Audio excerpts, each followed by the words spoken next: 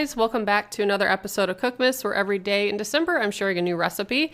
Today's recipe is a cucumber salad with feta and dill. So I start by taking 2 cucumbers, and I do peel off part of the rind. I like the way it looks when you can see like the light and dark green.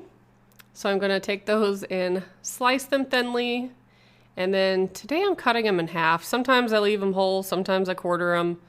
I feel like when you cut them at least in half, it's easier to mix. So I'm going to slice those up and just directly add them to my big bowl.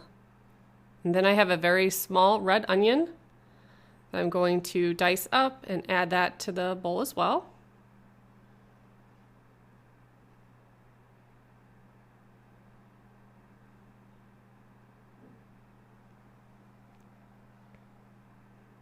And then next I'm chopping up some dill. So the original recipe that I have below in the description box, it says 2 tablespoons of fresh dill.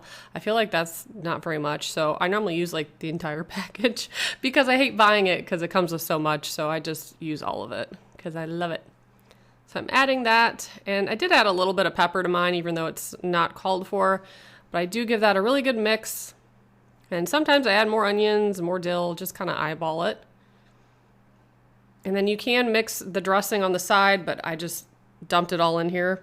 I'm adding some sugar and some olive oil and some red wine vinegar.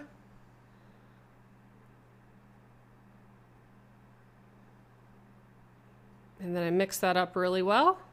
And you want to refrigerate that for 1 hour minimum. I try to do several hours, and I'll go in there and stir it a couple times, like maybe once an hour. And then right before you serve it, you sprinkle on a cup of feta cheese. Just a really simple side dish and really delicious. So if you guys try this, leave me a comment below. Let me know what you thought of it. And as always, thank you so much for watching. Bye, guys.